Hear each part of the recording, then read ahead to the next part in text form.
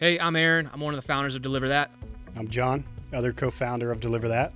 Welcome to the Founder Series. Founders for life. Give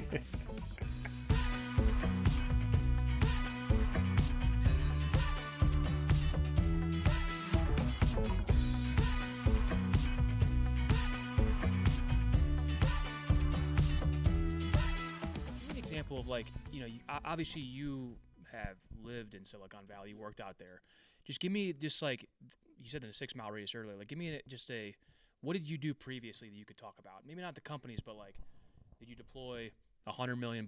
Well, no. So, it was funny. In my first fund that I worked at was called Redpoint Ventures. And really my mandate there was more from an operational support role where I was effectively the talent guy at this firm. They're a $4 billion AUM fund. They invested in TiVo. If you remember, you guys are probably too young even to know what TiVo was, where you could literally pause live TV, and that was a world-changing technology. Mm-hmm. And so my mandate there was to basically go work with our early stage portfolio, so seed, Series A, sometimes Series B companies. And so we would deploy capital into these entities, and then it's on me to basically figure out how to get their team and their founders to the level at which they could hit the metrics that would allow them to go raise their next round. And so what I saw in that environment was not only just the absolute most brilliant human beings on the face of the planet, but an unquenchable thirst to succeed and this desire. There was no question whether or not, these individuals were going to spend 60, 70, 80 hours a week trying to solve a problem and try and find that product market fit if they were a little bit before it. When you're in that environment, it's like any locker room that you've been in of a winning or championship team. And even those at that high level, only 3 of the 30 of those that I had the chance to work with ended up really returning the fund. Wow. All the other ones were unbelievably brilliant people, but even at that level, which is the pros of the pros and the pro investors that are actually investing in them, it's just a different game. And so when you come back to Cleveland or come back to, the local area, there are world-class talent and world-class operators here, no question. However, if I try and partner or, I'm not here to throw anybody under the bus, but some of the institutions here, when I try and set a meeting with, they're well, how does, mid-May look for you? And I'm what are you doing until mid-May that would prohibit you from meeting with me tomorrow? I'll tell you what they're doing. They're hitting potholes. That's all right. That's what they're doing. They're hitting potholes all over Cleveland. That's what's going on. 8th pop tire. We can get into, if we want to get real spicy, we can talk about. I'm trying, dude. Come on. I've been waiting for this episode. We have to make an impact somehow. No, I think there's the opportunity is presenting itself. I think over the next couple of years, and I actually do think Mayor Bibb is trying to do the right things. I do think the structure of the current political environment in Cleveland is extremely detrimental to any semblance of innovation. I think there's just so many cooks in the kitchen that all have different objectives. Nothing gets done. I think there's a story from one individual in a interesting family office that's a multi-billion-dollar family office. It's I when the Amazon HQ2 was coming around, when they were accepting bids, I think the story goes that Cleveland sent 66 different proposals, and obviously you're not even going to open any of them because you're so disjointed and there's just so many different fractions it's very silly That's a mentality. shame. But at any rate, well, okay, so you say that obviously it's difficult for innovation to thrive in Cleveland right now. Can you just elaborate a little bit on some things that maybe you've personally experienced? Yeah, and I think the biggest thing is you need individuals with capital to be willing to allocate a certain percentage of it to alternative asset classes, right? We have a ton of wealth in this area. We've got some wonderful wealth managers, tons of industrial, prominence.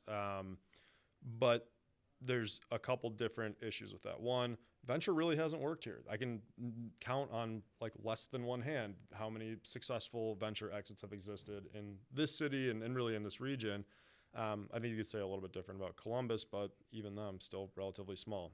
And so if you're an investor and you have these large family offices with a ton of wealth, whatever you allocate, you're kind of at the behest of the patriarch or the individual that runs that family office. Definitely. And you don't want to look bad in front of them. You don't want to you don't want to just throw away money. Mm-hmm. And so the cliche line is like no one ever got fired for buying HP, right? Like, so you're not going to take the risk on something silly like a venture studio, even though, you know, I'd like to think that we're going to be a pretty safe bet, because you've already gotten that 8 to 12% or with the preferred 8% on some other fund that you've invested in that is predominantly commercial real estate, right? Yep. So you're going to secure the wealth of the family, and you're never going to be, you know, messing that up.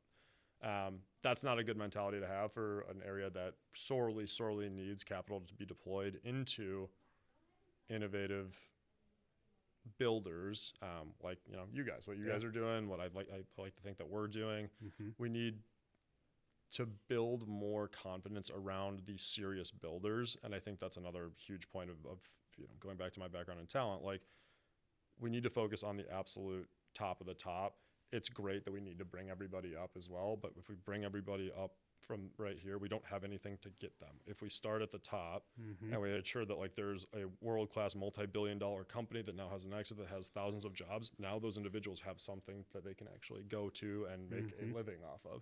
So I think we just have it a little bit backwards. We need to be investing in those things that are taking these crazy shots, but we'll see. John, I think even for me and you, like the reason why we have stuck and kept it in, it's really, this is Jackson Township where we're at in Belch Village.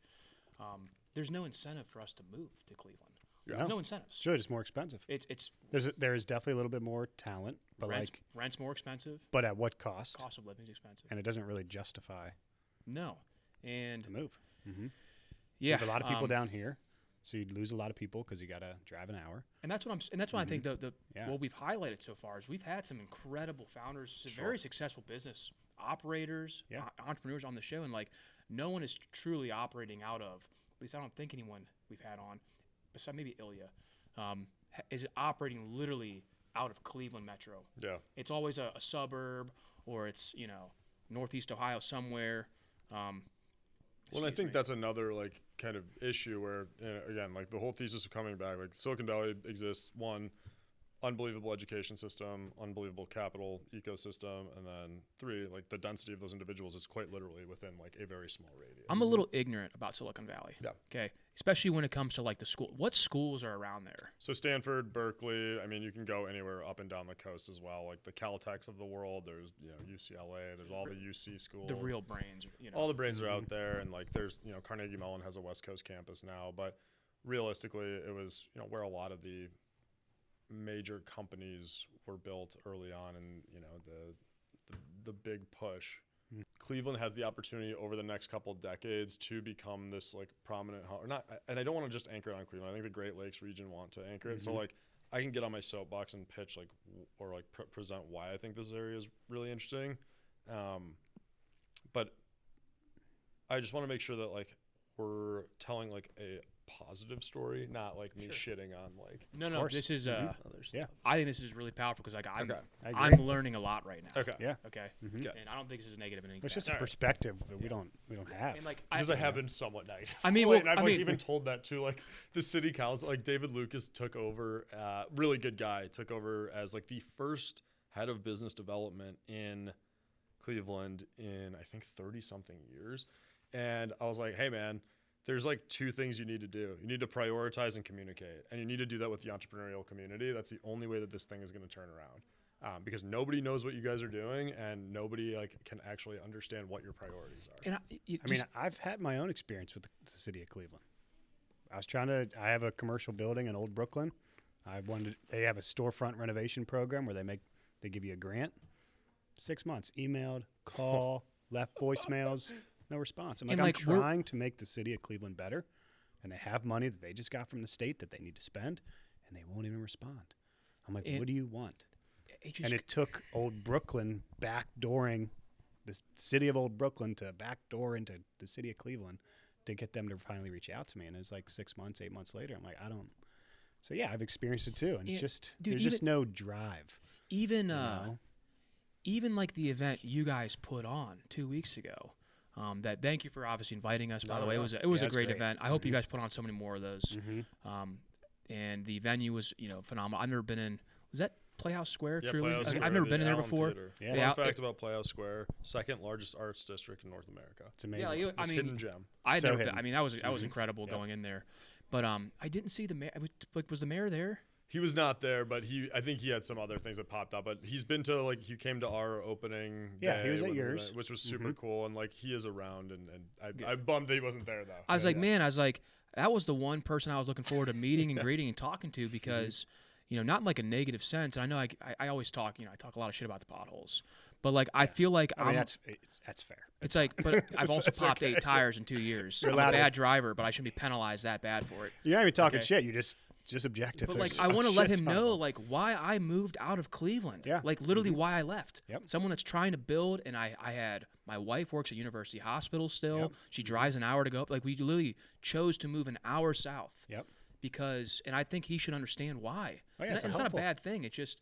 No, it's just it's like a bad review of your company. It's it helps you grow. It helps you do a better job. Yeah, so I'm not looking for any money or kickback. I want to let him know, man. Yeah, it's maybe not he can getting do something anything now. about it. Yeah, no doubt. And I actually so that's a funny thing that the guys that run 8VC out in California. So a guy named Joe Lonsdale, he started Palantir with Peter Thiel. He actually started Adipar, which is the company that I worked at, which I think now has north of $8 trillion on the platform. Oh my God. I'm sure you guys are hopefully swing trading that thing too. But, wait, what? but his contention was the fact that government is not being held to a similar standard as quite literally any employee on the face of the earth is insane. And they finally are. Well, now this is where I'm actually fully on board. There is a lot of inefficiency, and I think you could probably be going about it a little bit in a more humane way, but at the same time, it is something that needs to happen. But the fact that if you're even if you're elected in a political office, you should have metrics that you are tied to. You should understand what your performance is. So if your objective is overarching to increase GDP in a certain area, well, let's look at how you did. Well, if you didn't do something, great. Well, then why am I going to continue to vote for you if the overarching objective is to grow the pie for everyone did not happen? But now we're in this weird world.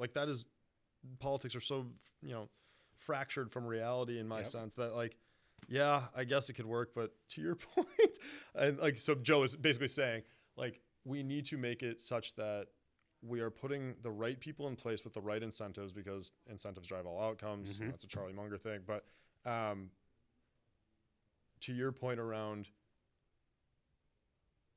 dealing with, that entity, they were kind enough, and they're, again, we are building this venture studio in Cleveland. They gave us a relatively small grant. And it took, I think, 170 emails back and forth. It took 3 wet signatures, 3 visits to City Hall. We had to send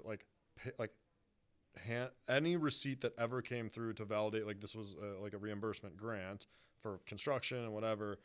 I mean, I think we probably spent, I don't know, 100 to 200 hours on that grant. I'm guys, I can't spend that time doing that. It's so distracting, right? There's you 17 people involved in a process that should be quite literally me uploading receipts and you saying yes or no to. That is it. I had the same experience. I had so many visits to the building. I had conference calls with 10 people. Yeah, it's that's what we're now. People do take advantage of that money, so they're I don't want people to steal it, which definitely could happen. I mean, dude, you finally get someone who seems who's, I don't know, I'm respectable and I'm already doing work to the building. I'm going to do it. It's I'm the lowest risk. And that's what I want to say. It's listen, I'm cool with paying taxes all day. I will pay taxes. I've been blessed beyond belief. I will pay taxes. But when definitely a privilege to pay taxes. It is a privilege, and you should feel that way as an American. It's your civil duty. Yep. But when you're paying and paying and paying, and you're literally getting nothing, and you're drilling potholes every day. Nothing's happening. That's why, again, I know. why I moved to Jackson Township. There's no city tax. Yep. And as a resident of Cleveland, if I would have been more inclined to stay if I'm hey, we're being innovative here. And we're investing in, guys like Andrew to go and actually build the next 10, 20 years of the city. And it's we're not doing that though. Because the city needs companies, it needs jobs. Yeah. So let's transition the conversation to that, right? So what needs to happen in order for this great resurgence that we all believe in to take place? I think over the next couple, I think the short-term objective should be incentivizing world-class companies to come build here, right? We are still the seventh in GDP as a state, 7th in population, 2nd in working age population. I think globally we are actually, as a state, the 20th largest in GDP globally, like, which is crazy, right? Wow. So again, There's power. that's like, we can become the epicenter of production once again for the United States. Yep. And I do think, like, there's a lot of stuff going on the macro level right now. It is March 14th. So it is a very interesting time to be alive, to say the least. But directionally, I think, we have this really interesting opportunity over the next several decades. And so it starts with, doing what Anduril is recognizing right now, moving into, north of Columbus, bringing 4,000 jobs to the area, going to be the base of their Arsenal One system, and like mega factory down there. I think that's the short-term solution. And then again, once you reach a capacity of those types of companies and those more futuristic oriented, organizations, now you have opportunities and jobs that will be created and consistently replenished over the coming generations. Yep. And so I think, like, short-term, bring them in, long-term, be able to build our own, right? Yep. And so I think that's where, like, we're really excited about kind of catching this wave of, macro geopolitics, socioeconomics, climate change converging with, like, AI and the electrification for everything, combined with just, like, geographic benefits of having water in our backyard, along with Price. the price of, like, cost of living, quality of life, demographics of the Yep. individuals that we have in the state. So I just couldn't be more bullish on this area. And so now we just got to, like, remove the blockers and the friction points to actually allow us to excel in that. And you It can be look like at, Ohio ETF. You just buy that. that's like, you guys know Jeff Stern, obviously, and that's like kind of what the Ohio Fund was trying to do, is they were modeling it off of Singapore's Temasek model, which I think took Singapore from like $4 billion in GDP to like $430 billion in GDP in like 25 years or 30 years. Again, my numbers are going to be probably off there. Yeah, but even if that's close. Definitely got some of that wrong. But like, that is the model. And so the Ohio Fund was originally set out to do exactly that. Like, invest in the very specific vectors in which, like, could drive the state moving forward, almost as a sovereign wealth fund for the state. Wow. Yeah, and I kind of want to pivot the conversation Sure. a little bit, because it's obviously, the opportunities here. There's a lot of people like myself and John. You've got great institutions here. We went to Ohio University. Not the brightest minds go there, but Hey, I think we're all Bobcats here. Harvard right? on the Hawking River. Yeah. I am. I was. You got a fourth back 2011. there. There we go. Yeah, we're all Bobcats here, Yep. and even the other marketing guy we have, Nate, he's a Bobcat. We're all Bobcats. I'm surprised I graduated. Surprisingly, one of the most forward-thinking universities as it pertains to unmanned aerial systems as well. There's a guy named Jay Wilhelm down there who's like the guy, like the godfather of this. Like, everyone's like, "Oh, have you talked to Jay at OU?" I'm like, "Yes, we have." Actually. Did he know what was going on with the drones by chance? I think you did, but that's all right, confidential. We'll take that offline. All right. Okay, so there's obviously this opportunity. We've got we're not Silicon Valley we're not Harvard or Stanford or, those companies or those universities. We got some bright minds here. We got Ohio State University. We got OU, Cincinnati, these Akron, Kent. I mean, not the most prestigious schools. It's all right. But like, what are you looking for in your investment? Like what's your thesis? Like, is there a type of business? Obviously, This is interesting. yeah, more industrial. But like, what are you looking for? What type of founder or entrepreneur are you guys specifically looking for? Yeah, it's a good question, and I would actually just like push back. Don't like have that mentality. The crazy thing that you just like listed off of those schools, they are actually all like R1 research institutions, which is crazy. Like, OU is at R1 research institutions, which means like we get a certain amount of grant money so we can produce a lot of tangible things. I reached a lot of beers there. So I did. I think we all probably did. But at any rate, so like when you look at the types of folks Ben that likes we that have, one. I'm sorry, dude. I gotta crack the one-liners. I mean, we've probably all been in these exact same seats and the exact same bars over there. Yeah. Yeah, I've never heard of R1. So R1 research institutions are like the top, right? And that's where a lot of the research gets patented from. What the problem is with a lot of those places is like they've made it really, really hard to actually commercialize that technology. And so we don't really hear about it. Yeah. And that's something that we've gotten super deep with, like Case Western Reserve and now obviously OU by virtue of one of the companies that we're building. But realistically, I think the Midwest, you just have that mentality of like grit. Like it's just kind of like in your blood, right? you're going to figure out a way to solve a problem. Is it going to be the most pretty, or is it going to be the most perhaps even intelligent? No, but the goal is to solve the problem. Then you can really refine it and refactor it to the level at which like it makes sense and it becomes this beautiful, simple solution.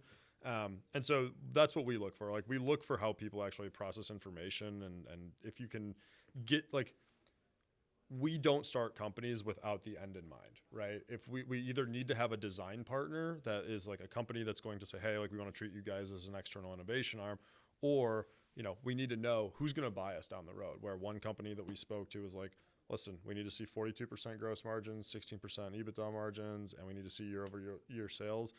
Realistically, it's 2 of those 3. So just get to a point where we can make that make sense, and let's go.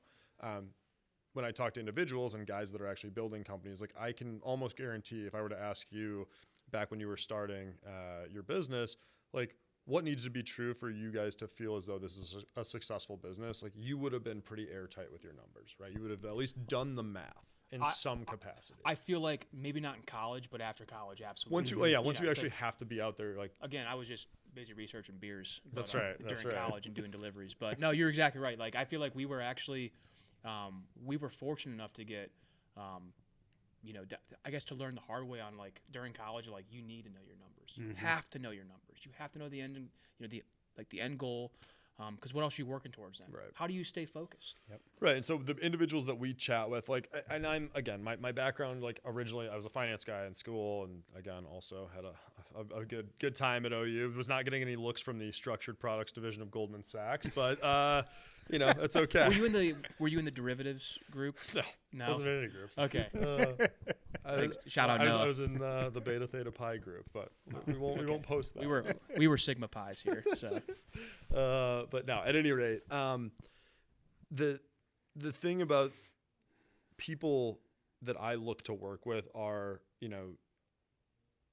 going back to my background, which is like talent, exec search, how you build world-class teams. That's the only reason I've been able to be somewhat successful in my career, was identifying, okay, like this person is super smart, super capable, and they fit. It's the right seat and right role mentality. And so, when I look at individuals that we're considering bringing on, like to find our EIRs, which entrepreneurs in residence are who build our companies, generally they have like a rough thematic approach to how they want to look at a market.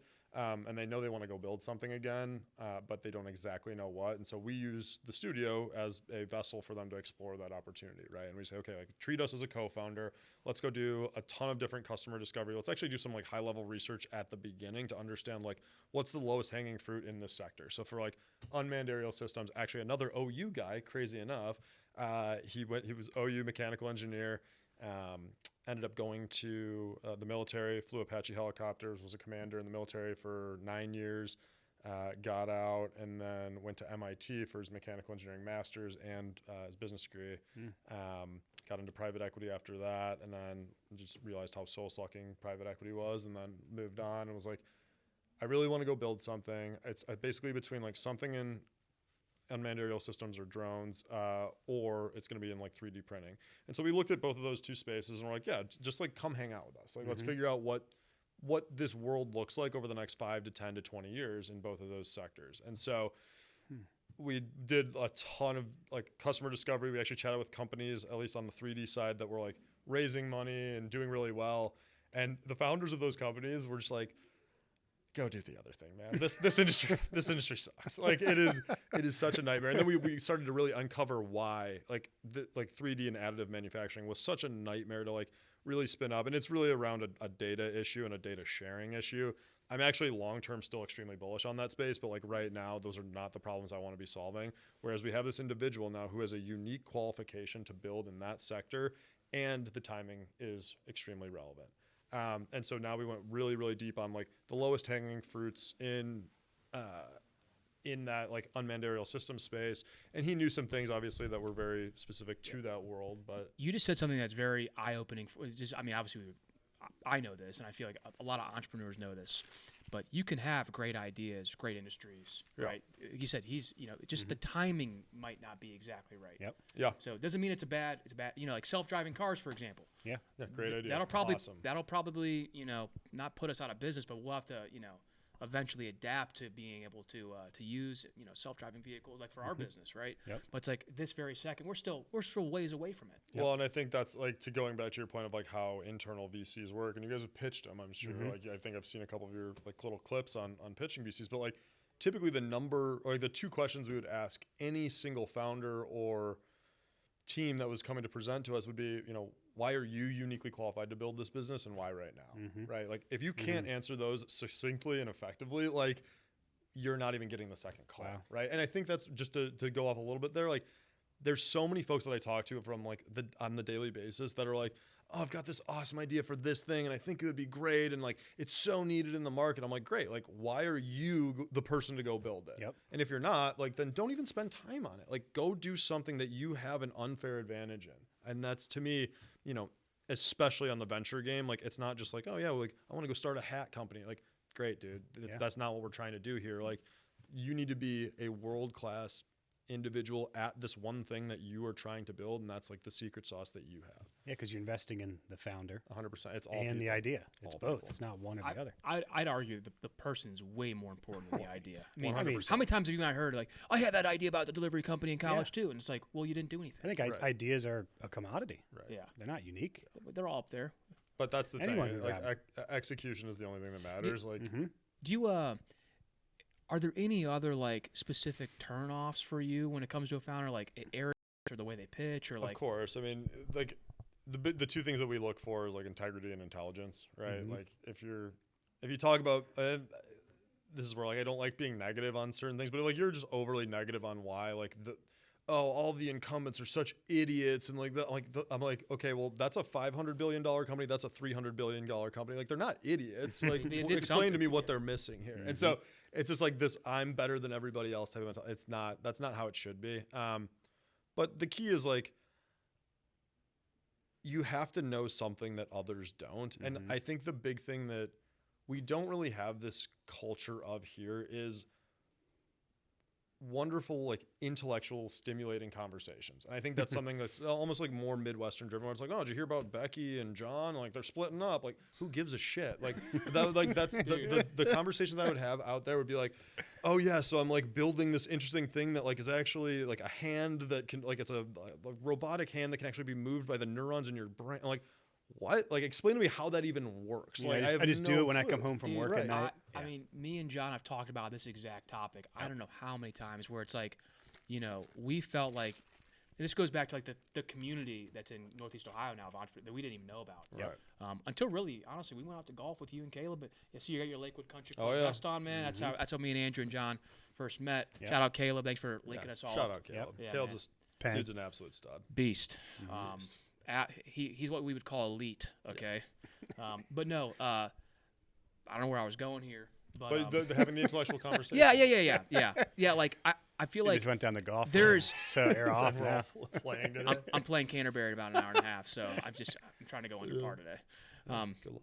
No, but like you rarely get to sink your teeth into a conversation that truly challenges the way you think, unless it's like a political one. It's like, who wants to talk about politics? Who wants to talk about fucking politics? You don't even know you don't even know if anything's true. So it's like, are we even arguing It's about like, truth? but dude, I'll find myself, every night 2-3 hours going through Reddit, researching topics. Space fascinates me. Outdoors fascinates me. Technology 100%. fascinates me. Machine learning. I'll watch a 2-hour video on machine learning. Well, and that goes back to that piece of like, I think you mentioned it earlier, John, where it's like, there's this desire to be great. Like, like there's the amount of like, I know that's why I think we can like resonate with each other, where it's like, there's clearly a mission. Like you guys are like killers. Caleb, same thing. I'd like to think I'm the same thing, where it's like, no, we're going to go build something of prominence. There's only a few other folks that really think like that. And like, I'd like to bring them all into the fold in a very unique way. And that's why we try and have this like density of folks that just come to our office and jam or work out there, because naturally, if you have a bunch of smart people in a room together, serendipity will be created. Ideas will be flowing, man. That's like what we really care about. But to that end, like excellence has to be a choice. And I think that's something that we do too much here in this region, is like accept a certain level of mediocrity, which is just brutal. And we need to shed that, because we were this once. I mean, number 2, it was us in Detroit in the 1950s as like per capita income, we were number 2. I right? think Like, Cleveland at one point had the most millionaires. right. Oh yeah. out of anyone in the Millionaires world. Row, like for that reason. Mhm. Yeah. So Yep. we have the ability to go do that again. It just takes the belief and the actual people that want to go build it and just not settling. Like, Yep. excellence has to Yep. be a thing. No respect for the status quo. Correct. None. Love it. None. Is that a value? That's a Steve Jobs quote. I love it, dude. I say it all the time. You've been saying it a lot. I like it. I mean, because it's true. If you sit Yeah. and you'll get passed by anybody. You know, innovators don't sit there and say, "Well, yesterday's problem was solved. I'm good today. I can go kick my feet up and just have a beer." It's like no, they're obsessed. They're obsessed with challenging the status quo. Yeah. It's nothing's ever good enough, or when it is, it's like it's still not. So I try to live by that. I mean, now it's like the way I approach, honestly, pretty much everything in my life. Yep. You know, I've lost, about 20, 25 pounds the last. Looking svelte. Thank you. I'm trimming up the gut. John inherited a little bit of it. So, but Just switching. I think, what do we, Co-founders, you I know, think, you gotta yeah, I be think at one point I had him outweighed by like 30 or 40 pounds. I think we're within 5 pounds now. I did go hard on the creatine the last couple months.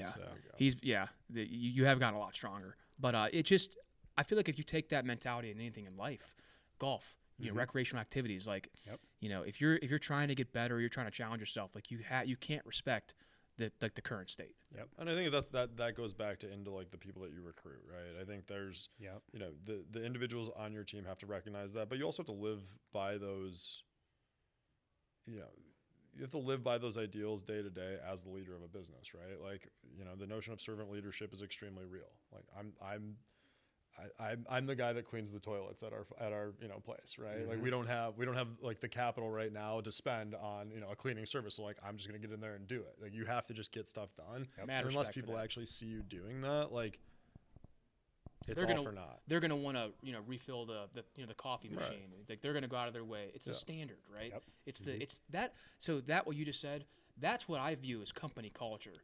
Not necessarily having parties or happy hours. It's like no, it's like it's your ethos as a business. It's like it's how you operate as a unit.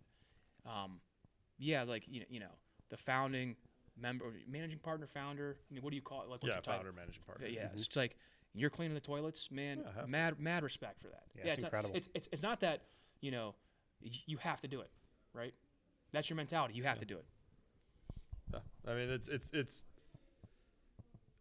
I need to have the team focused on what they do best, right? Which is starting companies, executing, getting to product market fit, chatting with investors. I do a lot of the high level stuff and set the strategy and actively like go out and build relationships with ecosystem partners and all this other, like high level investor stuff. But at the end of the day, like we don't have like an office admin or anything. So like if like one of our values is basically grab a shovel, right? So if you see that like the trash is overflowing, like go take it out, right? And like of course, like I'm the person that's like mostly leading a lot of that stuff, but it's now ingrained in like the 7 people that we have on the team. So it's those are the goals that you set early on, or like the culture that you set early on. Like the first 5 people that you hire are going to inform the next 100.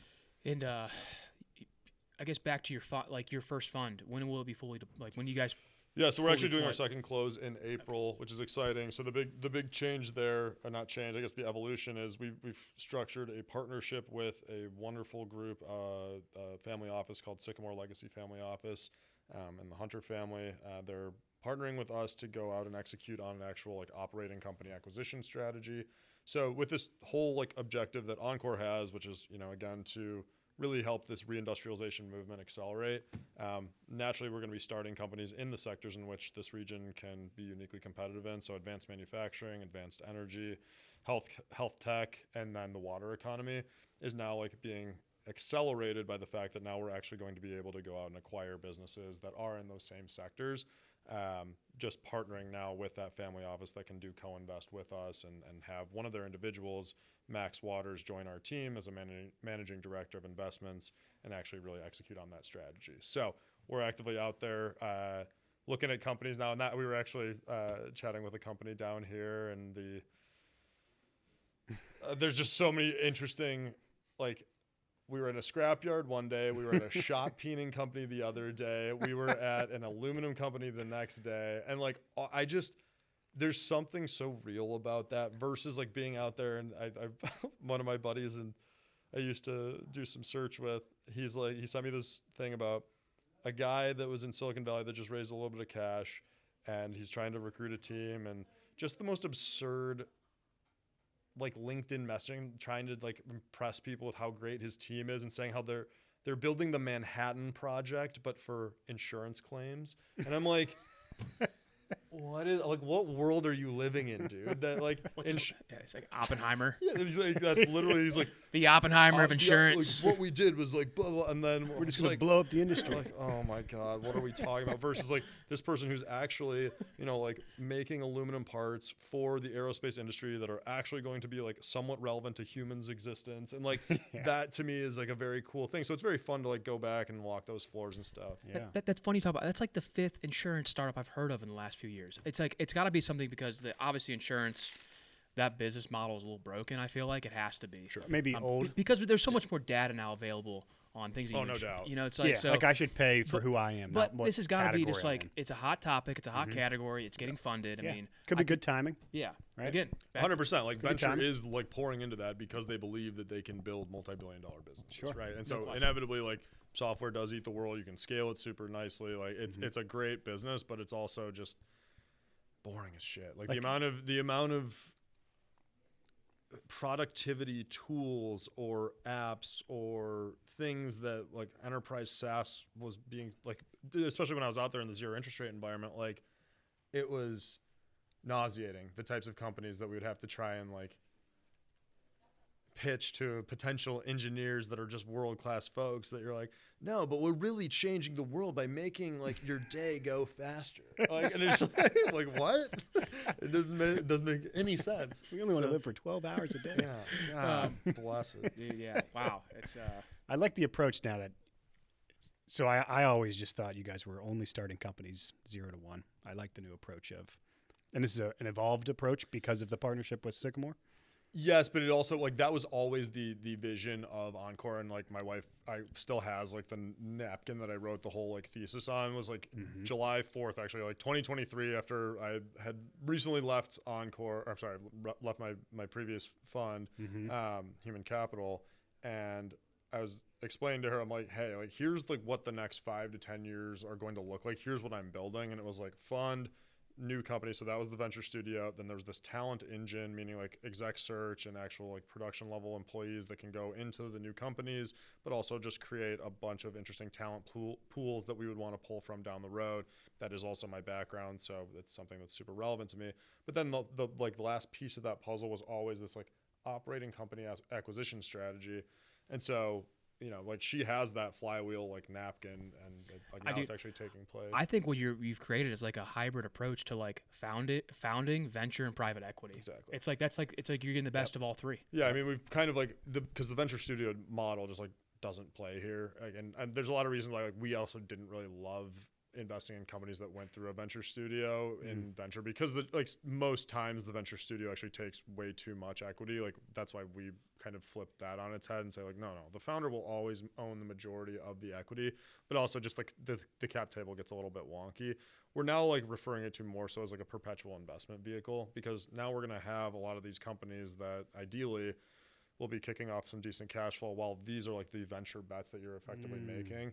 In a perfect world, these have the cash flows and the talent engine has the cash flows to then support new company development in perpetuity, such that like you don't really need to consistently go raise funds. We'll still have to, like, at least in the early stages, because we're a 6-month-old entity. But like, All right, Andrew, man, this has been an incredible conversation. I feel like we have to have you on for part 2, because we're only scratching the surface here on what, at least I've learned a lot more about what you do at Encore. We'd like to, but while transitioning this over, we like to close out these episodes or these conversations with a little fun ping pong back and forth questions. It's like we call it this or that, but it's really, some of them are open ended. Sure. And I'll let John lead this one off. Do a favorite restaurant in Cleveland.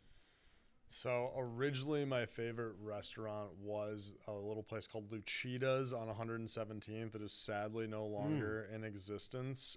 Where was it by? It was like right at 117th and Detroit, I want to say.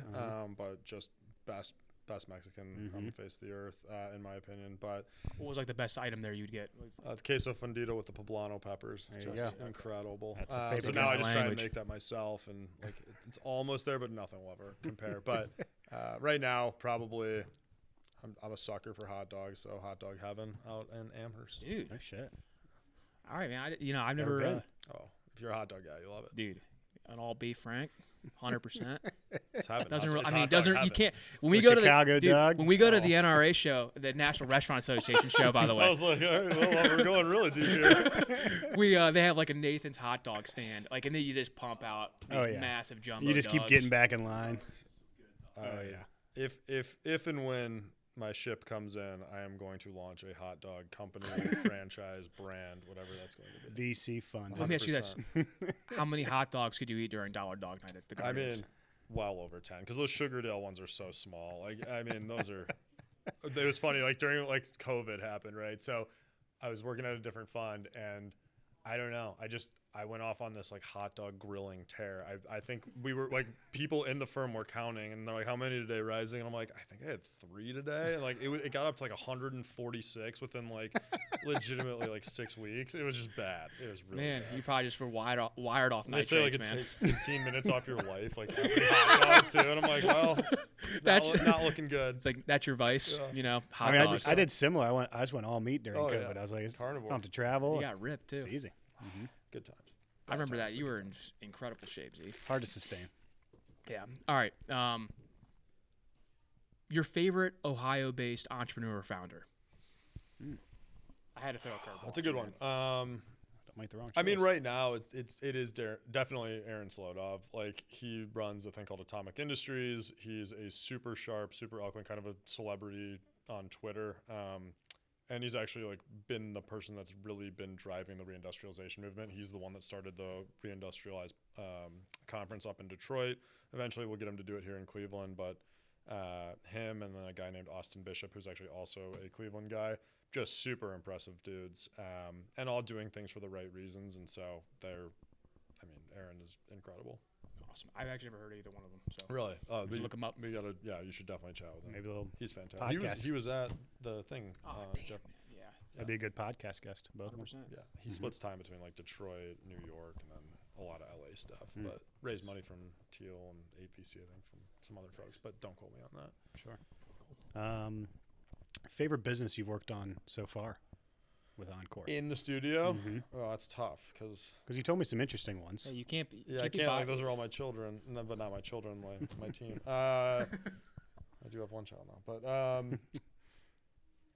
I think the biggest opportunity one is the one that is like deconfliction for unmanned and manned air systems. I think that one is still early. It's in the prototype phase right now, Yeah. but like if that thing works, which we're starting to see some early signs of success, like that could be pretty prominent. Would It's love awesome. to maybe connect with you on an idea off this show 100%. on that, because I think that type of technology would be beneficial for delivery. Yep. Without a doubt. Oh yeah, Well, and this one. we can definitely. get into actual like drone delivery too. I met the guy that actually started Amazon's drone delivery program. We should actually definitely 100%, introduce you man. to that guy. Love it. Go ahead. Sorry. I'm a bit of a TV show fan. Are you like TV shows? The ultimate filter. When I get the chance, it's really like sports and then like work. Like Are you a that's it. stream? Do you use Streamline? I of course use Streamline. Same. Shout out Ryan Schreiber. Mm-hmm. Are you gonna ask me my favorite TV show? Right now. Right now. So I Just say it. Cobra Kai. No. Don't. I mean, Severance is too obvious. Like, You had to say that, didn't you? I love Severance. Man. it's really I'm watching good. tonight. Oh, Oh, yeah. I'm. Lock We're in. 100% caught up on that. Yep. But we're Staying also in. the number one thing is Tournament of Champions, which is on the Food Network. Guy Fieri cooking like it's basically like March Madness, but just competitions like brackets between these unbelievable cooks. That's by far my favorite show. I always watch grocery games. I haven't watched. I'm the that. kind of guy, give me dinner in front of me and just toss on Triple D. Yeah, I love Triple D. He's great. So that's sneakily what I'm like actually entirely doing with this acquisition strategy of manufacturing businesses is just so I can build the triple D of these like micro cap manufacturing Dude, that's businesses. so And just cool. talk with the founders and like watch stamping presses just go down and do cool shit. Holy Tell crap. me about those. Yeah. That's crazy. I think that's a wrap. That's all you got? I think that's all All I right, got. I got one more question for you. All right. All right. You're a Browns fan, right? I am. Man, are they ruining our falls and winters right now? But if Last you had, season broke me. yeah, dude, I it don't- just I- I it's a can't even non-issue start anymore. to talk about them. You just bet against them. We call it buying the win. If you had to pick one team though to win a championship, obviously the Cavs are looking pretty nice Yeah, right they now. look great. Are you picking Guardians, Browns? So, without a question, this will always be true. Guardians, like that, and formerly the Indians, obviously. But like when I was growing up, so like when you become that like true sports fan, like around like 5, 6, when your dad's going and taking you to games and all this stuff, like Slamming the couch. yeah, and you're just having fun. But like that was when like the Indians were going through their like unbelievable 1990s run. Oh, yeah. 2 World Series appearances. I remember literally crying when I was 8 years old when we lost against Florida in extras. Like I'll never forget those moments. So like, and that was the Browns weren't existing then. Like they had gone. There was no Browns during that entire period of my fandom. So like I've always been Indians or Guards. Like Guardians now are just a fun team. Big fan of Vote. I think there's a lot of really exciting young players on the roster this year, and it's just I love 162 games. And I know why you really like the Guardians too. Obviously, you like baseball and the historical. They're yeah. a small cap team, That's right. right? They embody our Midwest values They here. punch above their weight class. Same. That's what I thought. Punch The best above- place to go. Man, I forgot. No, That's it what was, I thought. Yeah, the I hot started dog. laughing too. No. I know you like the Guardians. And the They hot make a dog. better hot dog. That's right. No, but no, this is great, boys. Thank you so much for having me. This has been a course. lot of fun. We'll definitely do it again. 100%. I'll Yeah. get you up. Andrew, if people are wondering, where to find you, Yeah. LinkedIn, website. I'm not trying to become a linked influencer, but it kind of is the thing that I'm on most. So yeah, LinkedIn, Andrew Rising, Encore Venture Labs, or just Andrew at EncoreVentureLabs.com. Take a look at our stuff. We write blogs. We have most of our team actually write something and be pretty much out there in the public talking about what they're building. So come see us. We're in Ohio City and, always down to work with world-class builders. Awesome, man. Appreciate I love it. Cool. Thanks, guys.